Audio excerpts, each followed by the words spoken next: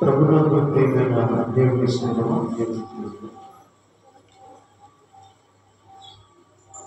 ప్రభు బల్ల కార్యక్రమానికి బల్ల కార్యక్రమం తీసుకున్నాం. ఎవడు అయోగ్యముగా ప్రభు యొక్క రొట్టెను తినో ఆ పాత్రలో రాగలను వాడు ప్రభు యొక్క శరీరమును గురించి రక్తమును గురించి అపరాధి చాలా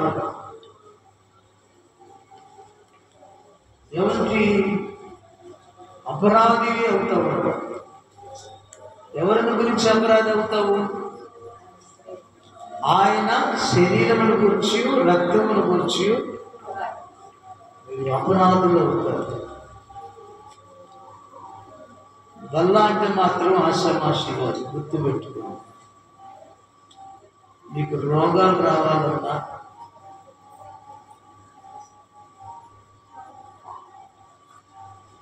మీరు అన్ని విషయములలో బలహీనులుగా ఉండాలన్నా, నిద్రించడం అంటే ఆత్మలో చచ్చిపోవాలన్నా. నిద్ర అనేది రెండు రకాలుగా ఉంటుంది. భౌతిక సంబంధమైన నిద్రను మరణం అంటారు. ఆత్మ సంబంధమైన నిద్రేమో ఆత్మే ఆరిపోద్ది. ఈ ఆత్మ పనులు ఆరిపోతే నువ్వు నడిచే నడత భౌతిక సంబంధమైన నిద్రతో నడుస్తుంటావు, కానీ ఆ నడత నువ్వు సరిగా నడవలేదు. ఎందుకంటే శాపగ్రస్తుడవు, శాపగ్రస్తురాలవయ్యావు. ఇందుకొరకు అయోగ్యుడవయ్యావు. శిక్షావిధికి కారకుడవయ్యావు. దేని కొరకు నీవు అయోగ్యురాలుగా మార్చబడ్డావు, అయోగ్యుడివయ్యావు? ఎందుకు నీకు శిక్షలు వస్తున్నాయి అంటే ప్రభు శరీరం అని వివేచించకుండా తీసుకుంటున్నావు, ప్రభు రక్తం అని వివేచించకుండా తీసుకుంటున్నావు. ఏదో వాళ్ళు చూస్తున్నారు, వీళ్ళు చూస్తున్నారు, నేను తీసుకోకపోతే ఏమని అనుకుంటాడేమో, వాళ్ళు ఏమన్నా నన్ను అనుకుంటారేమో, ఆయన ఏమని అనుకుంటాడు, దేవుడు ఏమనుకునేది నీకు తెలియదు, పట్టలేదు. పాస్టర్ గారు ఏమనుకో ఎందుకు తీసుకోలేదు అనుకుంటాడేమోనని మీరు ప్రభు బల్లలో పాల్గొంటారేమో. జాగ్రత్త, అలా పాల్గొనవద్దు. మీరు అలా పాల్గొంటే ఖచ్చితంగా మీరు రోగాలు వస్తాయి అని గ్రంథం చెప్తుంది. ఎవడు అయోగ్యముగా ప్రభు యొక్క రొట్టెను తినను త్రాగును, ప్రభు శరీరం గురించి రక్తము గురించి అపరాధి అవుతాడు. కాబట్టి ప్రతి మనుషుడు తను తాను పరీక్షించుకోవాలని, అలా చేసే రొట్టె తిని ఆ పాత్రను త్రాగవాలి. ప్రభు శరీరం అని వివేచింపగా తిని త్రాగువాడు ఏంటంట? ప్రభు శరీరం అని వివేచింపగా తిని త్రాగువాడు తనకు శిక్షావిధి కలుగుడికై తిని త్రాగుచున్నాడు. ఇందువలనే మీలో అనేకులు ఏంటంట? బలహీనులు ఏంటంట? బలహీనులను, ఇంకా బలహీనులను, రోగులై ఉన్నారు. చాలా మంది నిద్రిస్తున్నారు. నేను చెప్పిన మాటలు కాదు, పరిశుద్ధాత్మ దేవుడు చెప్పమన్న మాటలు మన కోసం సిద్ధపరిచిన మెసేజ్. పౌలు గారు, రఘుజన పౌలు గారు, కొరింథీ సంఘస్థులారా, మీరు అన్నీ చేస్తున్నారు, వచ్చి బల్లాలు చేయవేస్తున్నారు. ఇది ప్రభు శరీరం అనుకుంటున్నారా, లేకపోతే రొట్టె అనుకుంటున్నారా? ఆ రొట్టెలే ఆయన ప్రభు సన్నిధిలో వచ్చినప్పుడు తన శరీరంగా జ్ఞాపకం ఉంచుకోవాలి. నిలబడబడిన శరీరం అలా ద్రాక్షరసం కదా తన రక్తముగా ట్రీట్ చేయమన్నాడు. శరీరం అని తీసుకోమన్నాడు, రక్తం అని తీసుకోమన్నాడు. అది మన అలా తీసుకోవట్లా. అది రొట్టె, అది ద్రాక్షరసం. ఆచారం ఇంకోటి ఏంటంట? ఆచారం నెలకు ఒకసారి తీసుకోకపోతే ఏమవుద్దో? స్తోత్రం. ఏమవుద్దో అనుకున్నటువంటి నీవు, తీసుకోవాలని ఆశ కలిగిన నీవు అయోగ్యంగా తీసుకోకూడదు అన్నాడు. ఇది ప్రభు శరీరాన్ని గుర్తుపెట్టుకొని తీసుకోవాలి, ప్రభు రక్తమాన్ని గుర్తుపెట్టుకొని భయపడుతూ తీసుకోవాలి. అలా తీసుకోవాలని మాట్లాడుతున్నాడు. అయోగ్యత అంటే ఏంటి? ప్రభు శరీరాన్ని రక్తాన్ని తీసుకోకుండా నీవు అయోగ్యంగా ఉన్నావు, అర్హత లేదు, యోగ్యత లేదు. ఎలా అయోగ్యురాలు అవుతున్నావు?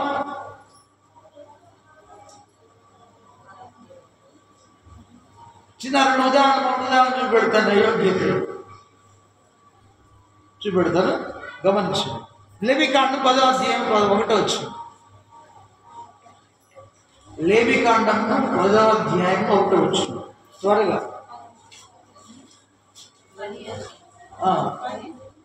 మొదటి వచనం నుంచి కొన్ని వచనాలు త్వరగా.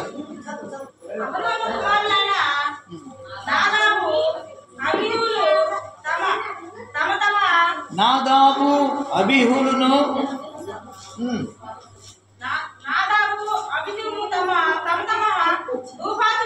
తీసుకొని వాటిలో నిప్పులుంచి వాటి మీద ధూప ద్రవ్యం వేసి యెహోవా తమకు ఆజ్ఞాపింపని వేరొక అగ్ని ఆయన సన్నిధికి తేగా యెహోవా సన్నిధి నుండి అగ్ని బయలుదేరి వారిని కాల్చివేసెను. వారు యెహోవా సన్నిధిని మృతి పొందిరి. అప్పుడు మోషే అహరోనుతో ఇట్లనెను, ఇది యెహోవా చెప్పిన మాట, నా యొద్ద నుండి వారి యందు నేను. చాలు పిల్లరా, మీకు చదివే కొన్ని మార్పులు ఉంటాయి. అహరోను కుమారులు 4 ఉన్నారు. అహరోను ఎవరు? మోషే. మోషే ఎవరు?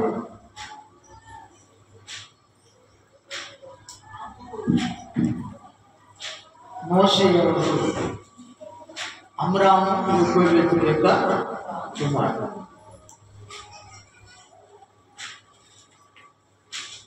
వీళ్ళకు కలిగిన సంతానమే మోషే, అహరోను, మిరియాము అనేటువంటి దేవుని పిల్లలు. పిల్లలు గమనించండి. లేవీయులు వీళ్ళకు దేవుడు ఎన్నుకున్నాడు. మోషే ద్వారా మోషేని కోరుకున్నాడు. ఒక నరహంతకుడు మోషే. ఎవరంట? తను బలవంతుడైనప్పుడు విలువిద్యలన్నీ నేర్చుకున్న, ఐగుప్తీయుల యొక్క విలువిద్యలన్నీ నేర్చుకున్నప్పుడు, వాళ్ళ బలశాలిగా ఉన్నప్పుడు, రాజు తన కుమారుడుగా పెంచుకున్నప్పుడు, మంచి బలవంతుడిగా ఉన్నప్పుడు ఒక దినాన ఒక ఐగుప్తీయుడు ఒక ఇజ్రాయేలీలు కొట్టుకుంటూ ఐగుప్తీయుడు ఇజ్రాయేలీని కొడుతున్నాడు. ఆ సమయంలో మోషే చూసి ఏం చేశాడు? ఐగుప్తీయుడిని ఒక బుద్ధి చంపేశాడు. స్తోత్రం. నరహంతుడు. వీళ్ళని గమనించండి. అయితే ఈ విషయం ఎవరో ఒకళ్ళు చూశారు. రెండోసారి వీళ్ళిద్దరు కొట్లాడుకుంటున్నా. ఎవరు? ఇస్రాయేలీలు కొట్లాడుకుంటున్నారు. మనం కొట్లాడుకున్నట్టుగా.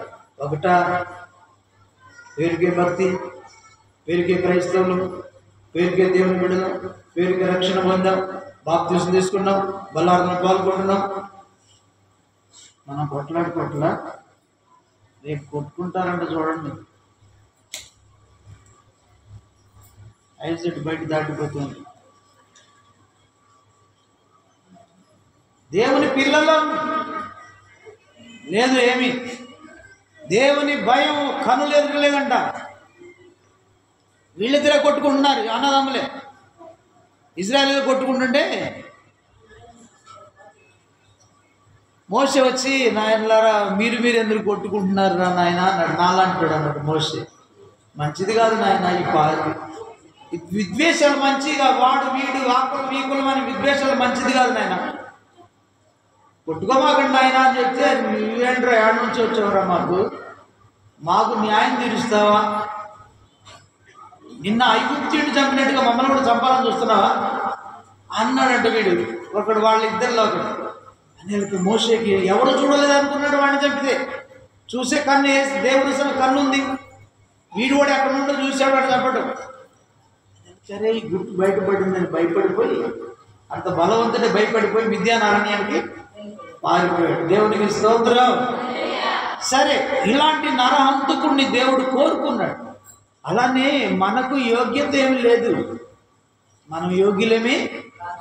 దేనిలో యోగ్యత అనుకుంటాం, తెల్లరాజు చేసుకుంటాం, నేను యోగ్యుని అనుకుంటా. ఉట్టిదే పైనాట నా వేషం. వేషధారులు పరలోక రాజ్యానికి చేరరు. భక్తి ఉన్నట్టుగా నటిస్తే ఇక్కడ మనిషి కంటిని నువ్వు మాయ చేయొచ్చు కానీ పరమదేవుని కంటిని కన్నుకు దాగలేవు. పాతాళంలో ఉన్న ఆయన కన్ను నిన్ను చూస్తానే ఉంటుంది, జాగ్రత్త. గాఢాంధకారములో నీ ఉన్న ఆయన కన్ను నిన్ను చూస్తానే ఉంటుంది. సముద్రపు దిగంతాలలో ఉన్న ఆయన కన్ను నిన్ను చూస్తూ ఉంటుంది, జాగ్రత్తగా ఉండాలి. వేషం పనికిరాదు. వేషధారులు దేవుని రాజ్యానికి వారసులు కాదు. ఒకటే వేషాలు కదా, దేవుని బిడ్డాన్ని వేషం, భక్తి బోధాల వేషం, విశ్వాసం ఉన్నది కానీ నేతి బీరకాయలు నెయ్యలేదంటాడు ఆయన. ఏమైనా చేశాను కదా, నేతి బీరకాయలు నెయ్యి ఉంటుందమ్మా అన్నట్టుగానే మనం కూడా ఉంటున్నా, జాగ్రత్తగా ఉండాలి. దేవుని దృష్టికి నువ్వు ఆయన చూస్తున్నట్టు జాగ్రత్తగా ఉంటాడు. దేవునికి మహిమ కలుగును గాక. ఎవరు అయోగ్యులు? అందరూ యోగ్యులమే కాదు కానీ అందరం అయోగ్యులమే. క్రీస్తు రక్తంలో మనం కడిగి యోగ్యులుగా చేశాడు యేసయ్య. అందుకు నువ్వు బలా తీసుకుంటా చావడం. నువ్వైనా నేనన్నా వాక్యము నాకు నీ ఒక్కడికే రాదు. ఇటు చూపెడుతున్నా, నాకు 4 ఏళ్ళు చూపెడుతుంది. వాక్యం అనేది అందరికీ సంబంధించింది. నీ గురించి కాదు నేను చెప్తుంది, నా గురించి కూడా చెప్పుకుంటున్నాను అర్థం. కాబట్టి చావకుండా ఉంటున్నాం. రోగాలు వచ్చినా ఇంకా బ్రతుకుతూనే ఉన్నాం. నిద్రపోతున్నా, బలహీనమైన నీ గొప్పతనం కాదు. నువ్వు చావకుండా ఉంటున్నావు అంటే మహాదేవుని కృప. పక్కనే కూర్చొని, తండ్రి ప్రక్కన కూర్చొని, నాయన ఇదిగో నా గాయాలను నిలబెడుతున్నాడు, నువ్వు చేసేవన్నీ చూస్తా నాయన, ఇదిగో నా గాయాలు. వాళ్ళ కోసమే కానీ నేను గాయాలు. ఆయన కోపాన్ని చల్లచ్చు. తండ్రి దేవుని యొక్క కోపానికి ఎవడు తాళజాలడు. బైబిల్ గ్రంథం 10వ అధ్యాయం అంటాడు, ఆయన కోపానికి జనములు సహింపలేవు, తట్టుకోలేవు. భూమి ఆకాశములే గజగజ వడిపోతున్నాయి, పర్వతాలు మైనలాగా కరిగిపోతూ ఉన్నాయి. ఆయన చూస్తేనే, ఆయన వస్తేనే, ఆయన తాకితేనే ఆయన ముందు నువ్వు ఆడలను పెడతావు. మంచిది. కాబట్టి నీ యోగ్యత నా యోగ్యత కాదు కానీ క్రీస్తు రక్తం ఆశ్రయించు. ఎలాగా బల్ల తీసుకోవాలంటే మనం అలాంటి వాళ్ళని తెలిసి ఉపవాసం ఉండి దేవుని దగ్గరికి వచ్చి, అయ్యా నన్ను కడుగు, నన్ను కడుగు, నన్ను కడుగు, ఆత్మలో కడుగు, అగ్నిలో కడుగు, వాక్యంలో కడుగు అని మనం కడుగుకోవాలి. అదే ఫాస్టింగ్ ప్రేయర్. అది కనిపెట్టుకోవటువంటి ఉపవాసం. ఆన్లైన్ ప్రేయర్ 3 వచ్చారు, 4 వచ్చారు, చిన్నపిల్లలు వచ్చారు. నాకు అంటాను కూడా, నాకు మాటలు నన్ను దేవుడు కోపడతాడు అందుకని అంటలా, లేదా అంటాను నేను. ఒక అతను అంటున్నాడు, క్రైస్తవుల కోసం, క్రీస్తు పిల్లల కోసం చావడానికైనా సిద్ధమే, క్రీస్తు నుండి వేరవడానికైనా సిద్ధం అంటాడు పౌలు గారు. క్రీస్తు నుంచి వేరవడానికైనా ఇష్టమే, కానీ నేను బుద్ధి చెప్పేది ఆడున్నాడు. అట్లా నేను కూడా అనాలి కానీ నేను అనాలి. నా సంఘం కాదు, దేవుడి సంఘం, అందులో మీ సంఘం. దేవునికి స్తోత్రం. ఏదో పనివాడిని కూలివాడిగా జీతానికి వచ్చాడు. కాబట్టి ప్రభునందు ప్రియులారా, తప్పదు. ఈ బ్యాప్టిస్టు, లూథరన్, ఆర్సీఎం సంఘాలన్నీ సేవకులకు లోబడవు. వాళ్ళు ఫలించరు. వాళ్ళని ఫలించనివ్వరు. ఒకవేళ ఆత్మీయంగా నిలబడే సేవకుడిని గౌరవించరు. వాళ్ళ మాట వినరు. అలా ఉంటుంది. కాబట్టి తప్పదు. అందుకే మన సంఘాలను చూసి అవతల వాళ్ళు ఏం చేస్తున్నారు? నవ్వటం కాదు, ఇంకొకటి ఉంటుంది, నోట్లోంచి మూసేది. సిగ్గు, నా తల దించుకుంటున్నాను. ప్రభు క్షమించు. కాబట్టి ప్రభునందు ప్రియులైనా మన యోగ్యత కాదు కానీ ఉపవాస ప్రార్థన పెట్టేది అందుకే కడుక్కోవటానికి. అయ్యా నా మాటలు సరిగా లేవు, నా తలంపులు సరిగా, నా క్రియలు సరిగా లేవు, అయినా నువ్వు రక్తం ఇచ్చావు, నన్ను కొన్నా, నన్ను కడుగయ్యా, నన్ను క్షమించాయి, యోగ్యురాల్లో మార్చాయి అడుక్కోవడానికే. అడగటానికి మంచంలోకి వచ్చి మంచంలో పడుకుని ఒకటే అడగటం, నిద్రే స్తోత్రం. పని పోయి వచ్చి బతికారు పాపం, పనులు లేకుండా దాకా అల్లాడుతాం. నిజమే, కాదంటలేదుగా. నీకు పని ఇవ్వాలన్నా ఆయన్ని, నీకు పని చేసి జ్ఞానం ఇవ్వాలన్నా ఆయన్ని, నీకు పని చేసేటానికి ఆరోగ్యం ఇవ్వాలన్నా ఇవన్నీ ఇచ్చాయని మర్చిపోయి అన్నం పెట్టిన ఆ డబ్బుకి వాడు బండి తోలుతూ ఉంటాడు. వాడు బండి దండం పెడతాడు. దండం పెట్టి అంటుండే మనం యూట్యూబ్లో ఒకడు. డబ్బుకు దండం పెడుతున్నాం అని, నమస్కరిస్తున్నాం, గౌరవిస్తున్నాం అని. దేవుని గౌరవించాలి. నీ ప్రాణం, జీవం, ఆరోగ్యం, ఆయుష్, ఆహారం అన్నీ ఆయన ఇస్తుంటే ఆయన గౌరవించకుండా పని దొరికినందుకు, పని ద్వారా కూలి దొరుకుతున్నందుకు అదే నేను చేస్తున్నాను, నా కష్టం, నా ఆరోగ్యం అనుకుంటున్నావే. తుంచితే ఆకులాగా ఉదయానికి రాలిపోతావే, మధ్యాహ్నానికి రాలిపోతావే, ఎండిపోతావే, కాలిపోతావే. ఏం దేవుణ్ణి గౌరవించలేవా? ఒక్కది ప్రార్థన రాలేవా? నిద్రే కావాలా? నిద్రే ముద్దా? పనికి పోయిస్తే నిద్ర? మేము పని చేసి మేము చేస్తున్నాం కదా ప్రార్థనలు.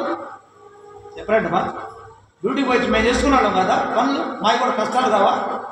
ఇప్పుడు సేవలో మాది కష్టం కదా, రాత్రి అంతా ప్రార్థన చేసేది కష్టం కదా, నిద్రపోకుండా మెలుగుకుండేది కష్టం కదా, మీ దేహాలను మేము అనుభవించేది కష్టం కదా, మీ మీద చేతులు ఉంచినప్పుడు మీ పాపాలు మేము అనుభవిస్తుంది కష్టం కదా. చెప్పండి అమ్మా, మాకు నిద్ర రాదా? మేము నిద్రపోతామా? ఎందుకని మీకు అంత నిద్ర? బల్ల అటు తీసుకుంటారు మీరు ఉపవాస ప్రార్థన రాకుండా.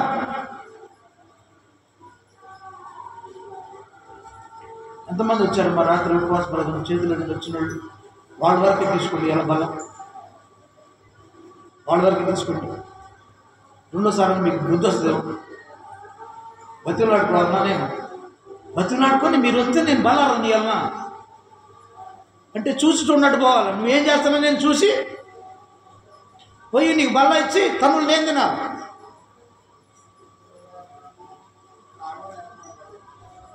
ఉపవాస ప్రార్థన అంటే ప్రభు దగ్గర వచ్చి నన్ను క్షమించయ్యా, నేను రాలేకపోయా, నన్ను కడుక్కునేది ఉపవాసం. నేను నడవలేకపోతున్నాను ప్రభు, నన్ను కడుగయ్యా, నాకు బలమే, నా కాళ్ళు నడిచి బలం దేవుడు అని అడిగేది ఉపవాస ప్రార్థన. పశ్చాత్తాపం లేదు, ప్రార్థన లేదు, ఉపవాసం లేదు.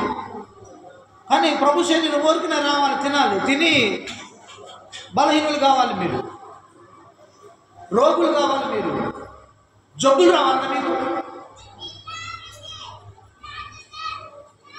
కడుపుకునే దినమే ఉపవాస ప్రార్థన. నువ్వు యోగ్యుడు కాదు, నేను యోగ్యుడు అని కాదు. ఎందుకు మేమందరం ఏం చేసి దేవుని దగ్గర ప్రార్థిస్తున్న దయాలను కడుగ వాష్ చేయి. కాబట్టి ప్రభునందు ప్రియమైన వాళ్ళ మనం అయోగ్యులమే, కానీ అయోగ్యుడైన మోషేని నాయకుడిగా ఎన్నుకున్నాడు. చంపిన నరహంతకుడిని మార్చిన దేవుడు నరహంతకుడిని కోరుకొని నరహంతకుడితో మాట్లాడి దేవుడు మాట్లాడినంటే మోషే మనసు మారిపోయిందని అర్థం. మిద్యానారణ్యంలో వాళ్ళ ఇత్రో మామ బందలు కాస్తున్నప్పుడు దేవుడు పొదలు అగ్ని ఆ పొద కాలిపోవట్లేదు, కానీ పొదలు అగ్ని మండుతా ఉంది. అక్కడికి దగ్గరికి వెళ్ళాలని చూశాడు మోషే. అది సాగిల పడ్డాడు. మోషే నువ్వు రావద్దు నా ఎద్దుకి, ఈరోజు నిన్ను కూడా రావద్దంటే, రేపు పరలోకానికి నువ్వు కూడా రావద్దంటే ఏంటి నీ పరిస్థితి? మోషే నా ఎద్దుకు రావద్దు, నీవు ఇది పరిశుద్ధ స్థలం, నీ చెప్పులు విడిచిరా అంటే అప్పుడు చెప్పులు దూరంగా విడిచి బోర్లకు సాగిలు పడి ఆయన తల కప్పుకున్నాడు మోషే. దేవుని దగ్గరికి వస్తే నువ్వు ఎలా ఉండాలి మరి? ఆయన కూడా నా దగ్గరికి రావద్దంటే ఏంటి నీ పరిస్థితి? పరలోకి రావద్దని నువ్వు అర్హురాలు కాదు, వెళ్ళిపో నరకానికి అంటే నీ పరిస్థితి ఏంది? అప్పుడు అక్కడ ఏడుస్తావా? ఇక్కడ ఏడవలసిన ఉపవాసం ఉండి ఏడవలసిన నీవు నేను అక్కడ ఏడవలన్నా? అగ్నిలో నువ్వేం ఏడుస్తావు? అగ్నిలో నీకేం అర్థమవుతుంది? నువ్వు సహాయం కోరిన ఎవరిని సహాయం చేస్తారు? ధనవంతుడు అగ్నిలో కాలుతూ తన తమ్ముడు కోసం ఏడుస్తున్నాడు. అగ్నిలో అయ్యా తన కోసం ఏడుస్తున్నాడు. ముందు నాలుగు అల్లాడిపోతున్నానయ్యా, దాహార్తి నాలుగు పీకేస్తున్నాయా, భూలోకంలో మందు అన్ని తాగాను కానీ ఇక్కడికి వచ్చిందా నీటి కొట్టు దొరకట్లేదా నాకు? లాజరు పంపించవా? ఒక్క నీటి కొట్టు కోసం లాజరు పంపించు అంటే లేదు నాకు మాట భూలోకంలో నీకు ఇష్టానుసారమైన సుఖం అనుభవించాలని లాజరు కష్టంలో అనుభవించండి, జ్ఞాపకం చేసుకో. అక్కడ వారి ఇక్కడ వారి దగ్గర రావడానికి వీలు మధ్య మాకు మీద అగాధ ఉంచమంది, అగాధ ఉంచబడి ఉంది. దాటి చాలా ఎవరు రాలేదు అక్కడికి. భయపడిపోయాడు ఆ ధనవంతుడు. అప్పుడు అంటున్నాడు, అయ్యా ఇంత వేదనకరమైన స్థలమా, దండం పెడదు నీకు నమస్కారం అబ్రామా, నా తండ్రి వేనా అబ్రామా, నాకు 5 సహోదరులు భూలోకంలో ఉన్నారయ్యా వినండి అని అప్పుడు అడుగుతున్నాడు. సుఖం ఉన్నప్పుడు అడగల, సుఖభోగాలు ధనధాన్యాలు ఉన్నప్పుడు అడగల, భూలోకంలో ఉన్నప్పుడు ఒళ్ళు భయం ఉవ్వెక్కి ఇష్టానుసారంగా ఉన్నాడు, తిన్నాడు, త్రాగాడు. అక్కడ ఏడుస్తూ అడుగుతున్నాడు, నాకు 5 సహోదరులు ఉన్నారని ప్రార్థన చేస్తుంటే అంటున్నాడు. అక్కడ ప్రవక్తలు మోసే సేవకులు ఉన్నారయ్యా, వాళ్ళ మాట వినాలి. వాళ్ళ మాట వింటే ఇదిగో ఈ నరకం తప్పించుకొని నా దగ్గరికి వస్తారు. అక్కడ పోయి నువ్వు విజ్ఞాపనం చేస్తే, అక్కడ పోయి ఉపవాసం ఉండాలంటే, అక్కడ పోయి ప్రార్థన చేయాలంటే కుదురుద్దా? అప్పుడు సహాయం చేయంటే సహాయం దొరకదు ధనవంతుడా, సహాయం నీకు దొరకదు. ఇక నువ్వు యుగాలలో కాలాల్సిందే. మీరు కూడా యుగాలు కాలాలన్నా అగ్నిలో కాలాలని తీర్మానం ఉందా మీ ఇష్టానుసారంగా ప్రభుత్వాలలో చేయవేయడానికి? నువ్వైనా నేనైనా మరొక ఛాన్స్ ఇస్తున్నాడు నీకు. అదే అంటే ఉపవాస ప్రార్థన. రా నా సన్నిధికి వచ్చి ఏడు, నీకు పశ్చాత్తాపడు, నీకు క్షమాపణ దొరికే టైం ఇది. మరో క్షణం నీకు అవకాశం లేకపోతే నేను చూచేస్తే ఎక్కడికి వెళ్తావు? ఎందుకు ఇంకా మారనటువంటి అంత కఠిన గుండె? ఆడపిల్లలకే కఠిన గుండె ఉంటే ఇంక మగవాళ్ళకి ఏముంటుంది? ఇంకా మూర్ఖులు కదా మేము. నిన్ను చూసి ఎట్లా మారుతాడు నీ భర్త? ఎందుకని రావట్లేదు నీ భర్త మందిరానికి? ఎందుకు రాలేదు నీ పిల్లలు మందిరానికి? నిన్ను బట్టే, నీదే కఠినం. నిన్ను చూస్తే వాళ్ళకి కూడా కోపం. మందిరానికి ప్రార్థనకి ఏం పోతావులేమో, నైట్ పోతావు.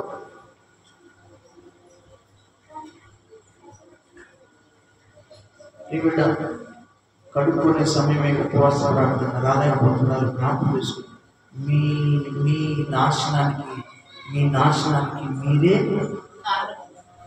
హేతువాదు. మీ నాశనానికి మీరే కారణం. పౌలు గారు అంటున్నా, అయ్యా నాకు తెలిసినంత నేర్పాను, నాకు తెలిసినంత చెప్పాను. మీకు మీరే కారణం. నేను నిరపరాధనని యేసుప్రభువుని అప్పచెప్తూనే ఉన్నాడు. ఇలా నేను నిరపరాధన చేతులు కడుక్కున్నాను. మేము కూడా నిరపరాధం ఈ విషయం చెప్పి మా కంఠశ్వాస అందుకే అన్ని తగ్గిస్తూనే ఉంటాం. దేవునికి మహిమ కూడా చెప్పండి హల్లెలూయా. మొహమాటన పోయి మీ అందరు పాటలు ఎత్తుంటే పాటలు కాదు ఏందమ్మా ఇంత ఆలస్యం, ఎంతసేపు పెడుతుంది ఏందమ్మా, ఇంతసేపు ప్రార్థనమ్మా. ఒక ఆయన అడు కూర్చున్నట్టంట, ఇంతసేపు ప్రార్థన కావాలమ్మా. ఏందమ్మా ఈ ప్రార్థన? ఏం చేస్తావు? కర్మ ఏంటమ్మా? ఆయన ఏమో చెప్తాడు, నేను చేయబోతున్నా, ఆయన అంటుంటాడు దేవుడు. అందుకని నాకు ఫెయిత్. దేవునికి మహిమ కలుగును గాక. కాబట్టి రాత్రి ప్రశ్న మధ్యాహ్నం నీవు ఒక్కసారి అర్థం వైపు చూసుకో. నేను తీసుకోవచ్చా వల్ల యోగ్యంగా ఉన్నానా లేదు, అయోగ్యంగా ఉన్నానా అని ప్రశ్న వేసుకొని ఇప్పుడైనా నన్ను కడగమని ప్రభు సిలువ వైపు చూడండి. ఎవరి వైపు? మనుషుల వైపు చూస్తే నీ ధనం వైపు, నీ బలం వైపు చూస్తే ఏమి రాదు. ప్రభు సిలువను చూసి నన్ను కడుగయ్యా, నేను క్షమించా, ఇకనైనా జాగ్రత్తగా ఉంటానయ్యా, ఇకనైనా నేను అని తీర్మానం చేసుకున్నాను. వీళ్ళు గమనించండి. నెక్స్ట్ ఇక్కడ లేవి కాండంలో మనం చూస్తే అహరోనుకి 4 కుమారులు ఉన్నారు. నేను వృత్తంగా చెప్తాను, వినండి. నేను స్పీడ్గా వెళ్తాను, మీరు చదవద్దులే. నా వైపు చూడండి. అహరోను గారికి 4 కుమారులు ఉన్నారు. 4 కుమారులలో నాదాబు, అబీహు అనేటువంటి వారు. ఆయనకి మొదటి నాదాబు, అబీహు, ఎలియాజరు, ఈతామారు అనేటువంటి 4 కుమారులు ఉన్నారు. వీళ్ళలో 2 అబీహు, నాదాబు అనేటువంటి వారంట. వాళ్ళకు కూడా తెలియకుండానే వాళ్ళు యాజకుని యొక్క కుమారులు. అహరోను ఎవరు? ప్రధాన యాజకుడు. ఆయన కుమారులు కూడా వాళ్ళని కూడా యాజకులుగా అభిషేకించాడు దేవుడు మోషే ద్వారా. అంటే దేవుని యాజకత్వం అంటే అర్థమైందా? దేవుని సేవ. యాజకుడు చాలా విలువైన వాడు. పాస్టర్ గారు చాలా విలువైన, దేవుని దృష్టిలో చాలా విలువ. దేవునికి సేవకుడు అంటే చాలా, తన ప్రవక్తలన్నా తన సేవకులన్నా చాలా విలువే. కానీ మేమే ఆ విలువను కూడా మాకున్న అవిధేయతలను బట్టి, మాకున్న ఆర్థిక బాధలను బట్టి మేము కూడా ఆయన మీద సనుగుతున్నాం, గొరుగుతున్నాం. కానీ ప్రియులరా, దేవుని దృష్టికి సేవకుడు చాలా. సంఘానికి, ప్రజలకి కదా, లోకానికి, అధికారులకి మేము వేడుకగా ఉండొచ్చు, కానీ మేము ఎగతాడిగా మీ అందరికీ ఉండొచ్చు. కానీ దేవుని దృష్టికి సేవకుడు అంటే చాలా ఇష్టం. ఎలా ఉన్నా తెల్ల బట్టలు వేసుకొని తిరుగుతున్నా సేవ. ఇప్పుడు తెల్ల బట్టలు వేసుకొని తిరుగుతాం, లోపమంతా దరిద్రమే. పెద్ద సేవకులు అని చెప్పుకున్న మేము దాని వెనక ఆంతర్యం ఉందో నీకేం అర్థమైంది? దేవునికి అర్థమవుతుంది. ఈ పాటలు ఉన్నాయి చూశారు, ఈ పాటలు కొంచెం జాగ్రత్తగా అమ్మా. ఆ పాటల్లో రచన బాగుంటుంది, పదాలు బాగుంటాయి, రాగం బాగుంటుంది. తల్లులారా కొద్దిగా జాగ్రత్తగా ఉండండి. అవి పాడుకోమాకండి తల్లి. అవి ట్రాజడీ సాంగ్స్. దేవుని భావం కనపడుద్ది కానీ దాంట్లో స్పిరిట్ ఉండదు. వినటానికి వినసొంపుగా ఉంటాయి, పాడటానికి బాగుంటాయి, కానీ ప్రభువు నచ్చవు. గుర్తుపెట్టుకోండి, విలువైన పాటను నేర్చుకోండి, జాగ్రత్త కలిగిన పాట.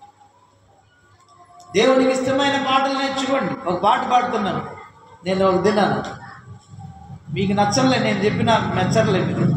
ఒక దినాన్ని ఒక పాట పాడుతున్నాను నేను. అక్కడ నా అదే డిస్టిక్ లోపల నల్గొండలో నందిగామలో ఉన్నప్పుడు నన్ను నల్గొండ మెదకు అటు నల్గొండ ఏరియా ఒక సేవకుడు గారు పిలిస్తే, ఒక దైవజనులు పిలిస్తే దైవజనుల మట్టు వెళ్ళాం. ఆ వాక్య పరిచర్య ముందు ఒక పాట పాడుకున్నాను నేను కూడా. నాకంటే ఆ పాట మళ్ళీ ఇష్టం. దేవునికి స్తోత్రం, మళ్ళీ ఇష్టం. అది ఏ పాట అంటే మీరు అందరూ పాడుతున్నారు. నా ప్రాణమా అనే పాట బాగుంటుంది. పాట గుర్తు రావట్లేదు నాకు. చాలా బాగుంటుంది, ఆత్మీయంగా స్పిరిచువల్గా చూడటానికి. పాట మధ్యలో నాకు ఆ పాట బాగా నచ్చింది, దాని పదం నచ్చింది, బాగా పదాలు నచ్చినాయి, ఆ రాగం బాగుంది, పాడటానికి కూడా ఆ స్వరం వస్తుంది కాబట్టి పాడుకుంటా ఉన్నాను. నేను గాయకుని కానీ ఏదో పాట పాడుకుంటా. అట్లా పాడుకుంటా ఉంటుంటే దేవుడు స్వరం పెట్టు వాడి పాట పాడమంటాడు. దేవుని స్తోత్రం. ఏమన్నాడు? ఎవరు పాట ఇది? నీ పాట కదా అనుకుంటాను. నీ పాటే కదా అంటున్నాను నేను. అది నా పాట కాదు, వాడి పాట నాకు పాడమంటాడు. దగ్గర మధ్యలో ఆపేశాను నేను. నా దేవుని స్వరం నాకు తెలుసు. గొర్రెలకు తెలుసు కదా ఎవరి స్వరం? కాపరి స్వరము గొర్రెలు ఎరుగును కానీ కదా, వేరొకరి స్వరము వినలేవు. నాకు తెలుసు నా దేవుని స్వరం. దక్కన పాట మధ్యలో ఆపేస్తాను. ఈయన పాస్టర్ గారు ఆపారు, మీకు తెలియదు అట్లా ఆపేస్తాను. వాక్యంలోకి వెళ్ళి పోగొట్టు వాక్యం చెప్పేసి దేవునికి మహిమ కలుగుతుంది. చెప్పండి హల్లెలూయా. ఆ పాట నేను చెప్తే మీరు వాము ఈ పాట అంటారు, పాస్టర్ గారు పిచ్చెక్కింది అంటారు. స్తోత్రం ఖచ్చితంగా అంటారు. ఇప్పుడు మీరు పాడే పాటలు ఉన్నాయి అనుకోండి, అవి కాదు అన్నాను అనుకోండి, పాస్టర్ గారికి వాము ఆయన పాటలే గొప్పమ్మ, ఆయనకై మిగిలిన వాళ్ళ పాటలన్నీ దిప్పమ్మ అంటున్నాడమ్మా, పాటలు గారికి పిచ్చెక్కిందమ్మా, స్తోత్రం అంటారు మీరు. నాకు తెలుసు, నాకు వద్దులే కానీ ఇక. కాబట్టి దేవుని పాటలు ఉన్నాయి, జాగ్రత్తగా ఉండాలి. ఆత్మశుభమైన పాటలు ఉన్నాయి, దొంగలు రాసిన పాటలు ఉన్నాయి, దోపిడిదారు రాసిన పాటలు ఉన్నాయి, తాగుబోతులు రాసిన పాటలు ఉన్నాయి, తాగుబోతులు పాడిన పాటలు ఉన్నాయి. అవి వినసొంపుగా ఉంటాయి, అవి దేవునికి ఇష్టంగా ఉండవు. నువ్వు జాగ్రత్తగా ఉండి ఆత్మ సంబంధం, నీకు ఆత్మ సంబంధమైన పాటలు తెచ్చుకొని పాడాలని ప్రేమతో మనం చేస్తున్నాం. దేవునికి మహిమ కలుగునుగాక, మహిమ కలుగునుగాక. స్తోత్రం చెప్పండి హల్లెలూయా. కాబట్టి ప్రభునందు ప్రియులారా, దైవజనులు అంటే దేవునికి చాలా ప్రీతి. ఆరోనుకి అభిషేకం చేసి ప్రధాన యాజకుడిగా చేశాడు. తన కుమారులు కూడా యాజకులుగా చేసి మందిరంలో సేవ చేయమన్నాడు. ఒక దినాన అబీహు నాదాబు అనేటువంటి వాళ్ళు ఇద్దరంట దేవుని సన్నిధికి ధూపం వేయాలి. వాళ్ళ పని, కానీ వేరొక అగ్ని తీసుకొచ్చారంట. దేవుని సన్నిధిలో తన తండ్రి ఇచ్చిన అగ్ని తీసుకొని ధూపం వేసి, ఆ అగ్ని మీద ధూప ద్రవ్యం వేసి దేవుని దగ్గరికి ధూపం వేయాలి. అలా కాకుండా వేరొక అగ్ని తీసుకురండి అంటే వాళ్ళ ఇష్టానుసారంగా ధూపం వేశారు. ధూపం వేసినప్పుడు ప్రియులారా, దేవుని అగ్ని అక్కడే వారి మీదకి వచ్చేసిందట. ఇక్కడ పులిపేట ఉన్నారు, ధూపం వేస్తున్నారు, అక్కడనే దేవుని అగ్ని వచ్చేసి వాళ్ళని కాల్చివేసి దేవుని స్తోత్రం ఏం చేసింది? ఎందుకని వాళ్ళని కాల్చేశాడు దేవుడు? ఆయన పనేగా, ఆయన సేవకులేగా. ఎందుకు కాల్చేశాడు? దేవుని సన్నిధికి అయోగ్యముగా కూడని అగ్ని తీసుకొచ్చారు, దాని మీద ధూపం వేశారు. యోగ్యముగా తీసుకురాలా, దేవునికి ఇష్టమైన తీసుకురాలా, అయోగ్యముగా కదా తీసుకొచ్చారు. కాబట్టి సేవకులను కూడా చూడకుండా వాళ్ళని అగ్ని చేత కాల్చివేశాడు. అలానే గుర్తుపెట్టుకో, అయోగ్యముగా ప్రభు యొక్క శరీరం రక్తంలో తింటే మనకు కూడా వాటి శిక్షలు వస్తాయి. రెండవ విషయం ఒకసారి చూద్దాం. సంఖ్యాకాండం 16వ అధ్యాయం 1 నుంచి 35 వచనాల వరకు మీరు తీయొద్దు గారి తర్వాత చదువుకోండి. కొరాహు, అబీరాము, దాతాన్ అనేటువంటి ఓనాన్ అనేటువంటి నలుగురు ఉన్నారు. వీళ్ళు నలుగురు అంట, వీళ్ళు కూడా లేవీలు వాళ్ళు కూడా దేవుని మందిరపు, అర్థమవుతుందా? ఇటు వినండి నా వైపు. అహరోను కుమారులు అయోగ్యులుగా, వాళ్ళు యోగ్యత లేకుండా యోగ్యులయ్యుండి కూడా దేవునికి అన్ని అగ్ని దేవుని దగ్గర తీసుకొచ్చినందువల్ల దేవుడు వాళ్ళని కాల్చివేస్తాడు. అంటే అయోగ్యముగా ఆరాధన చేసినందువల్ల వాళ్ళని కాల్చేస్తాడు. ధూపం వేసినందువలన దేవుడు కాల్చివేస్తాడు, చంపేశాడు. అలానే మనం కూడా అయోగ్యముగా ప్రభు బలాన్ని సమర్పిస్తే, ప్రభు రక్తాన్ని, ప్రభు శరీరాన్ని తీసుకుంటే మనకు కూడా శిక్షలు ఉంటాయి. దేవునికి స్తోత్రం. రెండవది, సంఖ్యాకాండం 16వ అధ్యాయం 1 నుంచి 35 వచనాల వరకు చదివితే వాళ్ళ హిస్టరీ, కోరాహు, అబీరాము, దాతాను అనే ఓనాను అనేటువంటి నలుగురి యొక్క హిస్టరీ ఉంటుంది. వీళ్ళందరూ ఏం చేశారంటే మోషేకి, అహరోనుకి విరోధంగా నిలబడ్డారు. వింటున్నారమ్మా? ఏం చేశారంట? అహరోనుకి, మోషేకి, నాయకత్వానికి, యాజకత్వానికి విరోధంగా నిలబడి వీళ్ళు ఏం చేశారంటే 250 మందిని తీసుకొచ్చుకున్నారంట. ఎంతమందిని? వీళ్ళు నలుగురు తోడుగా, రెండరా మీరందరూ మనందరూ ఏంటి వీళ్ళతోనే మాట్లాడుతున్నారు దేవుడు, వీళ్ళే చేయాల సేవ చూద్దామని 250 మందిని తీసుకొచ్చారంట. అందరూ మోషేకి విరోధంగా నిలబడ్డారంట, అహరోనుకి విరోధంగా నిలబడ్డారంట. దేవునికి స్తోత్రం కలుగును గాక. చెప్పండి హల్లెలూయా. ప్రియులారా, మోషేతో వాదించినప్పుడు మోషే దేవునికి ప్రార్థన చేశాడయ్యా, వీళ్ళు నీవు పనిచ్చావు, లేవీల పని మందిరాన్ని కాయటం, మందిరాన్ని శుభ్రం చేయటం, మందిరాన్ని అవసరం చేయటం, జాగ్రత్త చేయటం. అయితే దాన్ని విడిచిపెట్టి వీళ్ళు యాజకత్వాన్ని కోరుకుంటున్నారయ్యా, పాస్టర్లు కావాలని ప్రయత్నం చేస్తున్నారయ్యా అని చెప్పేసి ప్రార్థన చేస్తే, సరే వాళ్ళందరినీ 250 మందిని ధూపార్తి తీసుకొని రమ్మని చెప్పాడు. మందిరంలోకి 250 మంది ధూపాత్రులు పట్టుకొని ఆ ధూపం మీద అగ్ని ఉంచి, అగ్ని మీద ధూప ద్రవ్యం వేసి ఆ ధూపం తీసుకొని రమ్మన్నారు. 250 మంది వచ్చారు. వచ్చిన తర్వాత దేవుడు వాళ్ళందరినీ అగ్ని చేత 250 మందిని అక్కడక్కడ అగ్ని చేత కాల్చేసి, దేవుడికి స్తోత్రం. అయోగ్యంగా చేయకూడని పని, నీ పని ఏంటి? ఆ పని చేయాలి. అయోగ్యముగా, అయోగ్యత లేకుండా, నువ్వు క్వాలిఫై కాకుండా దేవుని సన్నిధికి యాజకత్వాన్ని కోరుకొని దేవుని కోపానికి పాత్రులై అయోగ్యముగా దేవుని సన్నిధికి ధూపాన్ని తీసుకొచ్చినందుకు ప్రియులారా, దేవుడు 250 మందిని కాల్చేశాడు. ఆ తర్వాత అబీరాము, దాతాము కదా, కోరాహు, వీళ్ళ నలుగురిని, వాళ్ళ కుటుంబాలన్నిటినీ మోషే ప్రార్థించినప్పుడు అంట భూమి నెరలు విడిచి వాళ్ళందరినీ మింగివేసి చంపేస్తుందంట. దేవుని సన్నిధికి అయోగ్యుడుగా నిలబడితే, నోరు తెరిస్తే అదే గతి మనం కొడుకుంటుంది. అయితే ప్రియమైన వాళ్ళ నువ్వు మాట చెప్పనా? పాత నిబంధనలో యెహోవా దేవుని యొక్క కోపానికి బలైపోయారు. ఒక్క నిమిషంలో పాపం వేస్తే కాల్ చేస్తున్నాడు, చంపేస్తున్నాడు. అయితే అదే మరలా తర్వాత హిజ్కియా టైంకి వచ్చేది దేవుడు కృప చూపించాడు.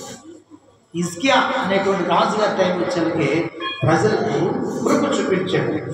2వ దినవృత్తాంతముల గ్రంథం 30వ అధ్యాయం, 2వ దినవృత్తాంతముల గ్రంథం 30వ అధ్యాయం 18వ వచనం. 2వ దినవృత్తాంతముల గ్రంథం, అర్థమవుతుందా? నేను కేకలేస్తుంటే అర్థమవుతున్న వాళ్ళు ఒకసారి స్తోత్రం చెప్పండి. అర్థం కావట్లేదు వాళ్ళు గట్టిగా స్తోత్రం చెప్పండి. సరే, 3వ విషయాన్ని 2వ దినవృత్తాంతముల గ్రంథం 30వ అధ్యాయం 18, 19, 20 వచ్చిన త్వరగా.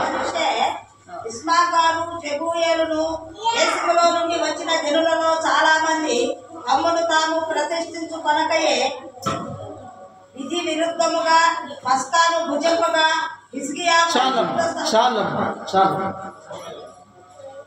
విధి విరుద్ధముగా పస్కాను భుజింపగా. పస్కాను చాలా పరిశుద్ధంగా ఆచరించమని దేవుని ఆజ్ఞ పాత నిబంధనలు. ఎవరెవరంట? ఎఫ్రాయిమీలు, మనష్షే వాళ్ళు, ఇస్సాకారు, జెబులూను దేశములను వచ్చిన జనులలో చాలా మంది తమ్ము తాము ప్రతిష్ఠించుకొనగా విధి విరుద్ధముగా పస్కాను భుజింపగా మనలాగా వీళ్ళంట 4 రకాల దేశాల నుంచి, ఎఫ్రాయిం దేశం నుంచి, మనుష్య దేశం నుంచి, ఇస్సాకారు, జెబులూను అనే దేశాల నుంచి దేవుని పస్కా పండుగకి యెరూషలేముకి వచ్చారంట ఆరాధించడానికి. వచ్చి దేవుని యొక్క విధి విధానాలు పాటించకుండా వాళ్ళు ఇష్టానుసారంగా పస్కాను ఆచరించారంట. స్తోత్రం. వాళ్ళంట ప్రతిష్ఠించుకోవాలంట. ఏంటంట? ముందుగానే ప్రతిష్ఠించుకోవాలి. ముందుగానే ఒక దినమా కానీ అసలుకి దేవుని మందిరానికి రావడానికి 3 దినాలు ప్రతిష్ఠగా సేవకులకు కావాలి. సేవకులకు ఎన్ని రోజులు కావాలమ్మా? పాత నిబంధనలు 3 దినాలు ప్రతిష్ఠగా, 3 దినాలు జాగ్రత్తగా ఉండి దేవుని ఇప్పుడు పెట్టేకాలి. ఇప్పుడు కృప, దేవుని స్తోత్రం. ఇప్పుడు కృప, ఇప్పుడు కృప. మీరు కూడా ఒక విశ్రాంతి దినానికి ముందు రోజే సిద్ధపరచుకొని సిద్ధపడి ప్రభు దగ్గరికి రావాలి, మందిరానికి రావాలి. విశ్రాంతి దినమును పరిశుద్ధంగా ఆచరించని పాత నిబంధన భక్తులను ఒక అతనంట, ప్రజల్లో ఒక అతను శనివారాన్ని వెళ్ళి పుల్లలు ఏరుకుంటున్నాడంట. ఏమి ఏరుకుంటున్నాడమ్మా? వింటున్నారమ్మా? మీరు కూడా మీరు పనికి పోయి పుల్లలే కాల్చుకుంటారు. రొట్టెలు చేసుకోవడానికి పుల్లలు ఏరుకోవడానికి పోయిందంట ఈయన. ఏ రోజు పోయాడు? శనివారం, విశ్రాంతి దినాన్ని. ఈరోజు మనం ఆదివారం ఆచరిస్తున్నాం. ఆ రోజు శనివారం. నా వైపు చూడండి, వినండి. శనివారం ఆచరిస్తున్నారు. ఆ దినాన ఈరోజు క్రీస్తు పునరుద్ధానుడై తిరిగి లేచిన తర్వాత అన్ని దేశాలు సండే ఆచరిస్తున్నాయి ఆరాధన. ఆదివారం ఆచరిస్తున్నారు. పాత నిబంధనలో క్రీస్తు ప్రభు వారు చనిపోయి తిరిగి లేవక మునుపు శనివారం ఆరాధించేవాడు. దేవునికి స్తోత్రం. ఏ రోజు ఆరాధించేవాళ్ళు? శనివారమున విశ్రాంతి దినముగా ఆరాధించేవాడు. విశ్రాంతి దినాన్ని ఎవరైనా పొయ్యిలో పొయ్యి ముట్టించినా చంపేశాడు. ఎంత కఠినం కదా. ఎందుకంటే నా పిల్లలారా, నీకు శనివారమున ఉండే ఆహారమే మీకు శుక్రవారమే ఇస్తాను. డబ్బులైనా ధనమైనా మీకు కావలసినవన్నీ నేను శుక్రవారమే ఇస్తాను. 2 దినాలు 3 దినాల ఆహారం ఇస్తాను అన్నాడు దేవుడు. మీరు విశ్రాంతి దినాన్ని పాటిస్తే మీకు 2-3 దినాలు శుక్ర, శని, ఆదివారం కూడా మీకు నేను ఆహారం ఇస్తాను, 3 దినాలు ఇస్తానని దేవుడు వాగ్దానం చేశాడు. దేవుడికి మహిమ కలుగును గాక. అయినా వీళ్ళు వినకుండా విశ్రాంతి దినాన్ని ఆచరించకుండా ఉంటున్నారు. ఒక అతను పుల్లలు ఏరుకోవడానికి వెళ్ళాడు, రొట్టెలు కాల్చుకోవడానికి. ఆ సమయాన ఒకళ్ళు చూశారు, విశ్రాంతి దినాన్ని వెళ్ళాడని ఒక అతను చూశాడు. నా అధికారుల్లో ఒక అతను చూసి, అయ్యా పలానా అతను ఇలాగా విశ్రాంతి దినాన్ని పాటించకుండా కట్టెలు ఏరుకోవడానికి వెళ్ళాడయ్యా అని చెప్పినప్పుడు మోషే దగ్గరికి తీసుకొచ్చాడు. మోషే అన్నాడు, నేను ఇతని విషయంలో దేవుని దగ్గర విచారణ చేసి కనుక్కుంటానని. దేవుని దగ్గర పోయి విచారణ చేసి కనుక్కుంటే దేవుడు అన్నాడట, వాడిని ఈ ప్రజలందరూ చూస్తూ ఉండగా రాళ్ళు నువ్వు చంపమన్నాడు. ఏంటి బామా? ప్రాణంతో బ్రతికి ఉండగానే ప్రజలందరూ కలిసి రాళ్ళేసి చంపాలి. ఒక్కసారి చేస్తాడా? రాయేస్తే ఎన్ని రాళ్ళు వేస్తే అన్ని రాళ్ళ చావు దెబ్బ. ఇంత నాకు భలే బాధ అనిపించింది. ప్రభా, పుల్లలు ఏరుకున్నందుకు చంపావయ్యా. స్తోత్రం. అదే క్రీస్తు కృప. నువ్వు ఎన్ని పుల్లలు ఏరుకున్నా, ఆదివారం పాటించకపోయినా క్రీస్తు శిలువ పర్యాప్తారా మనం చావకుండా, రాళ్ళ చేత కొట్టబడకుండా చావకుండా ఉంటున్నామంటే మన యోగ్యత కాదు, యేసుక్రీస్తు ప్రభు యొక్క కృప. కాబట్టి నువ్వు మనలో చేయి వేస్తున్నావు, భయం లేకుండా చేయి వేస్తున్నావు, కాబట్టి నువ్వు బ్రతుకుతున్నావు. అయినా నిన్ను ఏమంటున్నాడు?